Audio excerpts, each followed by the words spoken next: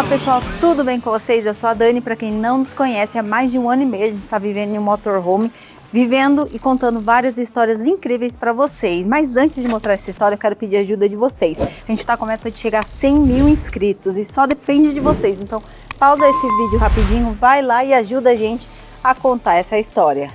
E eu sou o Léo e hoje a gente está no interior do Paraná, mais exatamente na cidade de Lapa, uma cidade cheia de casarões históricos como esse e que é muito importante para a história, não só do estado do Paraná, como de todo o país.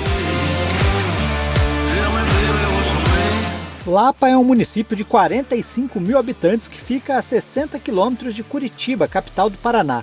A cidade é uma das que possuem o maior número de casarões coloniais tombados pelo Instituto do Patrimônio Histórico e Artístico Nacional, o IPHAN, e tem o turismo como uma das suas principais atividades econômicas. E a gente começa o nosso vídeo no prédio mais antigo da cidade, a Matriz de Santo Antônio, onde teve sua finalização em 1784 e tombada pelo Patrimônio Histórico em 1938. Ela fica bem no centro da cidade, ao redor a gente vê uma praça bem bonita, onde tem muita movimentação e principalmente, hoje é uma sexta-feira, movimentação de escolas, né? Que aqui, por ter muita história para ser contada, muitos museus ao redor, as escolas vêm aqui para passar um pouco para os alunos, né? Sim, essa é a praça central mesmo, e ela é toda rodeada por prédios históricos. Todo esse centro histórico aqui de Lapa é tombado pelo patrimônio histórico, só que os outros prédios do centro histórico foram tombados muitos anos depois da Igreja Matriz. A Igreja Matriz foi tombada em 1938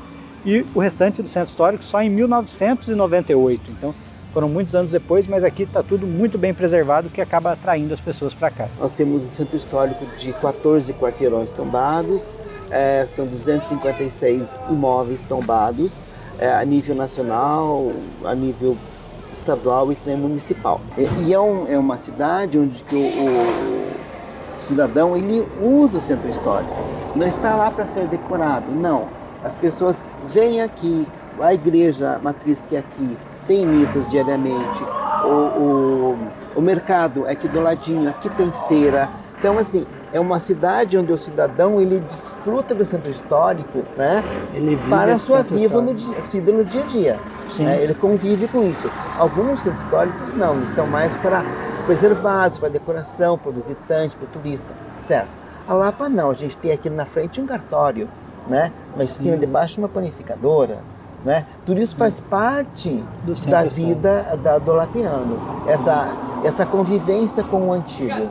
E aí, ainda falando sobre a Igreja Matriz aqui, a gente vê que ela tem uma característica muito parecida com outras igrejas dessa época, de 300 e poucos anos atrás, que existem pelo Brasil. Isso porque é uma construção típica portuguesa, uma construção bem simples e toda feita em taipa e pilão. Taipa e pilão é uma técnica ali que mistura terra, né, barro com madeira e vai fazendo essa construção aqui. E uma característica que a gente vai ver quando entrar aqui na porta é a largura das paredes. Isso a gente vê em todas essas construções antigas assim. Olha só, a parede começa aqui e termina aqui do outro lado. Ela deve ter mais de 1 metro de parede aqui, ó, porque se você afastar um pouquinho, ó, eu tentar perto, tem que abrir o braço completamente para conseguir pegar dos dois lados da parede. Então, realmente, é bem grande. Outra característica que eu queria mostrar interessante é que, primeiro, aqui dentro, né, a estrutura também bem simples, o teto todo em madeira, com certeza essa igreja passou por algumas restaurações, mas o que me chamou a atenção foi isso. As imagens estão todas aqui, ó, com um pano roxo em cima, todas elas estão cobertas com um pano roxo. Isso é um simbolismo do período da Quaresma. A gente está vivendo esse período da Quaresma, que é um período de 40 dias entre o Carnaval e a Páscoa. E esse período é uma preparação do período pascal, que a igreja considera ali, que é a morte e ressurreição de Cristo que acontece na Páscoa. E aí as imagens acabam ficando cobertas nessa época, já como se fosse um luto antecipado, digamos assim, uma cultura da igreja. Nem todas as igrejas adotam isso, mas muitas usam. E aí você chega numa igreja, se as imagens estão cobertas assim, isso é um significado, um simbolismo de que estamos na Quaresma.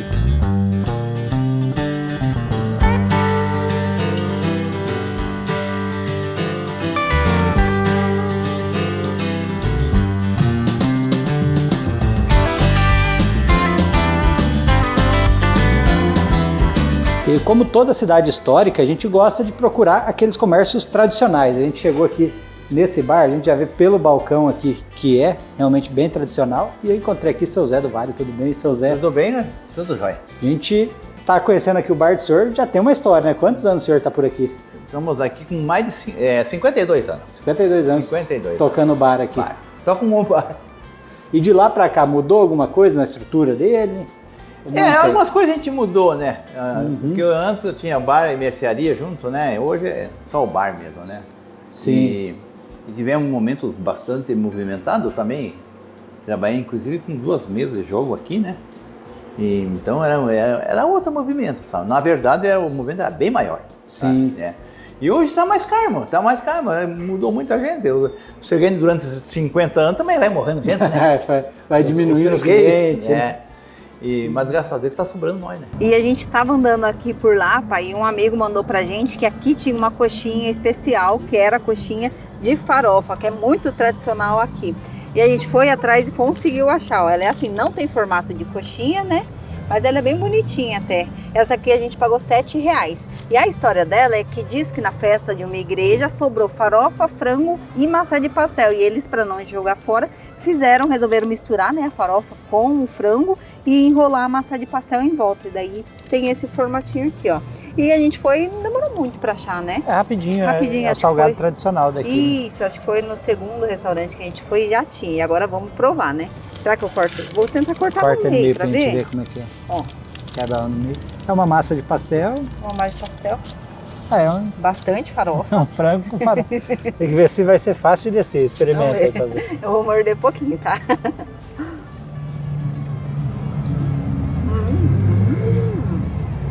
E aí, gostou da coxinha? Uhum. Ó, mostra aqui dentro de novo, o pessoal ver. Eu vou falar que é um pouquinho seco, né? Porque É farofa, né? e se der uma mordida você pode engasgar, tá? Então é gostoso, é muito saboroso porque a farofa é gostosa, né? Tem o frango, mas é bom comer devagarzinho pra não...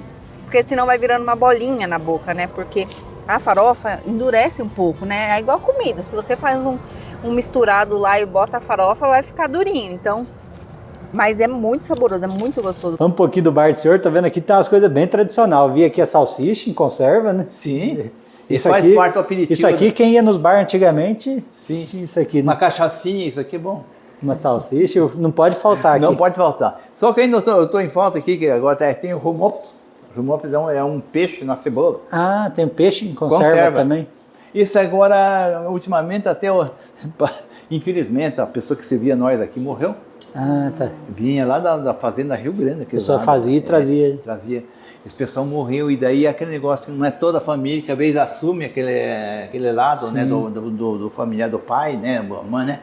Então eles pararam, né? Achar então, outro fornecedor. Muitos e muitos anos, sabe? Só que era famosa aquela conserva, tá? Prova aí, vamos ver o Léo provando Lembra agora. aquele frango assado que sobra no domingo em casa? Mais ou menos isso. Aquele que vem com a farofa dentro? É saboroso, não é? Bom. É que eu falei assim, não é mais durinho? Uhum.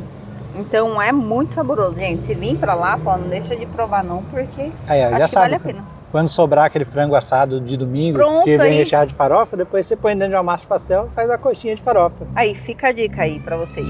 E também me chamou a atenção o baleiro do senhor aqui. Ah, isso é coisa antiga, né? Esse aqui é antigo? E quando é de vidro, né? Porque hoje nós temos as... Ah, ele é de vidro ainda. É, e quando tem as réplicas hoje aí, mas é tudo plástico, é tudo PVC, né? Sim. E isso aqui, pra você ter uma ideia, isso aqui tem, só na minha mão tem 40 anos. O senhor já comprou ele de segunda mão, então? Segunda mão. Ah, então já é mais antigo. Era né? vendedor de doce da época, aí a gente conseguiu através deles, né? E então, só na minha mão tem mais de 40. Isso aí. E já veio alguém tentar negociar? Ah, já! O povo tenta comprar o baleiro. É, porque isso aí não encontra, né? Sim. No mercado não encontra isso aí. Você vai encontrar igual Mais plástico. De plástico. É o PVC, né? Então quem tem, tem. Quem tem, tem. Ah, Então, se você der uma corrida no comércio, aí, só, não sei se você vai ver algum por aí. Lapa surgiu no século XVIII como um dos pontos de parada dos tropeiros, que foram desbravadores da região sul do Brasil. Eles faziam longas viagens, conduzindo tropas de moares e posteriormente rebanhos de bovinos para serem comercializados no interior de São Paulo.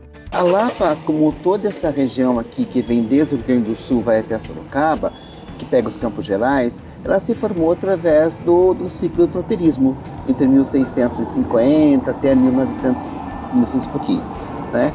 Que formava o quê? Através de pequenos povoados que se formavam entre uma invernada e outra, isto é, a distância era mais ou menos 80 quilômetros, que é o tempo que o gado iria de um espaço ao outro durante o dia, daí formavam os espaços para o pouso, e ali, com o tempo, foram formando espaços de alimentação dos tropeiros, depois veio uma pousadinha, e assim foram se desenvolvendo pequenos vilarejos nesse trajeto, que vem desde lá do Rio Grande do Sul. Então, veja, nós temos aqui Lapa, Lages, Jaguaraíva, interior de Santa Catarina, aquela região, toda essa região que pega os Campos Gerais, né, que tem relevo tranquilo para o gado andar, não tem florestas. Esse foi o caminho dos tropeiros.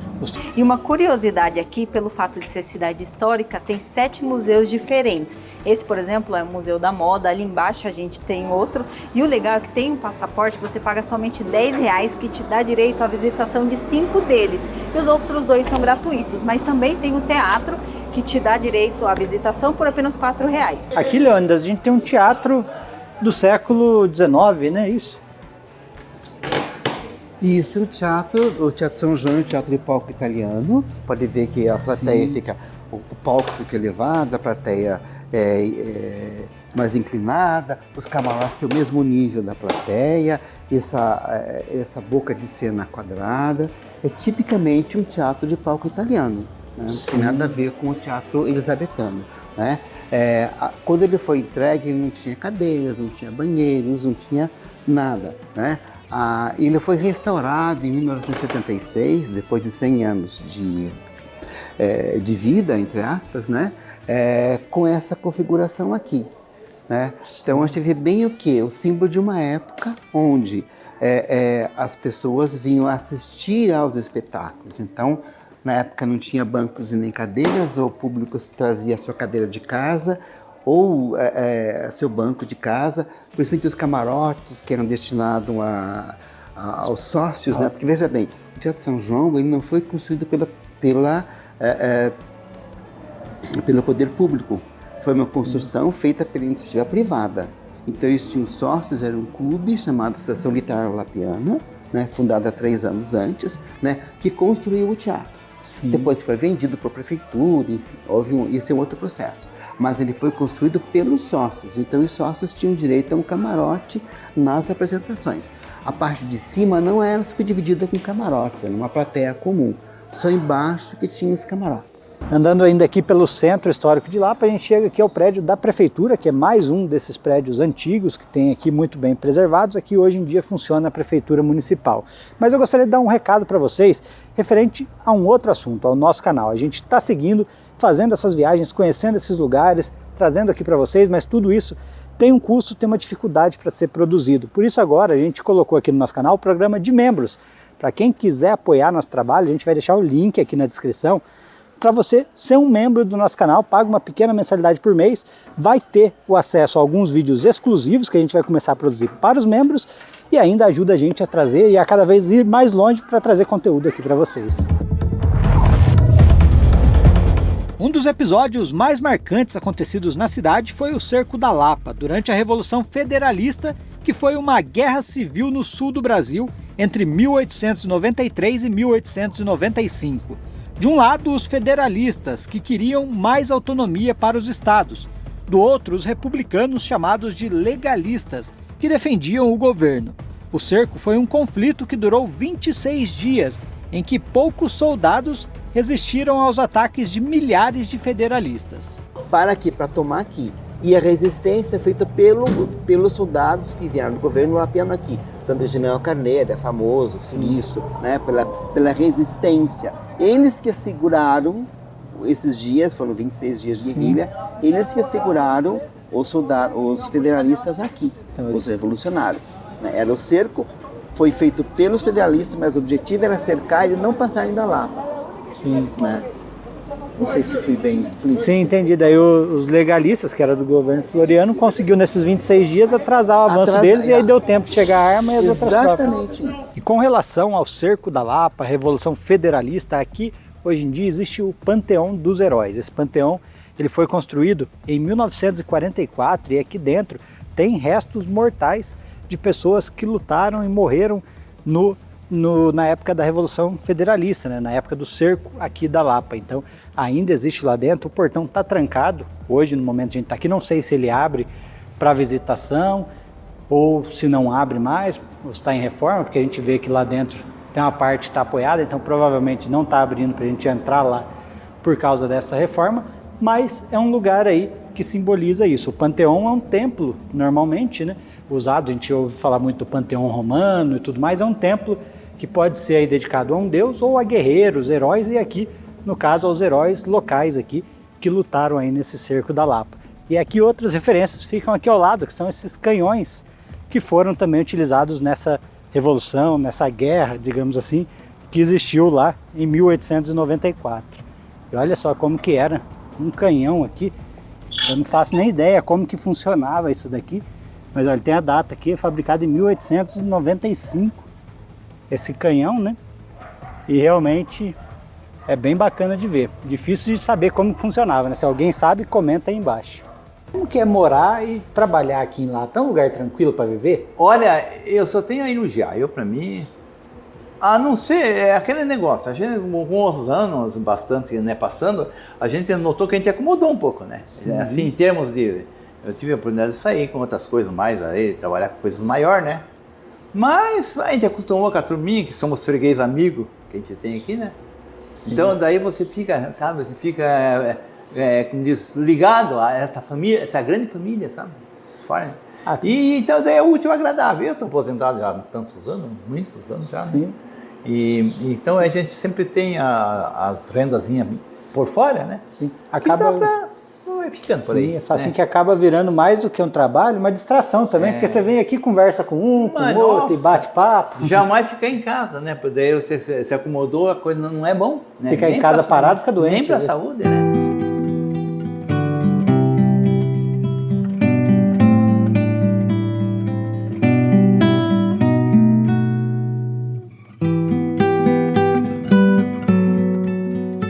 E aqui em Lapa, para quem vem fazer turismo aqui, passear e não quer só o centro histórico, né, tem também esse parque aqui. Esse parque é conhecido como Parque do Monge. É uma área de uma reserva de Mata Atlântica, uma reserva do remanescente de Mata Atlântica. E é um parque bem legal, assim, que você pode vir fazer uma caminhada. Ele tem 371 hectares de extensão, então é bem grande, tem bastante trilhas aqui para fazer caminhada. E o pessoal vem bastante para cá. Só que ele fecha às 5 da tarde. A gente queria até passar aqui, ver o fim de tarde, o pôr do sol, mas não dá. Ele fecha às 5 da tarde, mas fica numa parte bem alta da cidade, que inclusive tem mirantes aqui, que você pode ver toda a cidade aqui de cima. Aqui o Parque Estadual do Monge também tem uma ligação com a religião. Descendo essa escada de pedra aqui, a gente tem acesso a uma gruta, que foi onde viveu um monge no século XIX.